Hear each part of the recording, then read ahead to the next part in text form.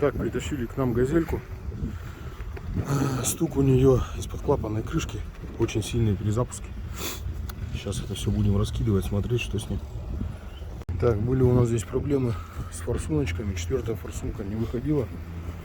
Вот в таком она у нас состоянии. В красивом. Вот, остальные мы уже убрали. Съемником туда не подлезть, потому что мешает здесь. Расстояние мало. Изготавливали свой. Вот, из рессоры. Такой незамысловатый съемник. И молоточком подстукивали.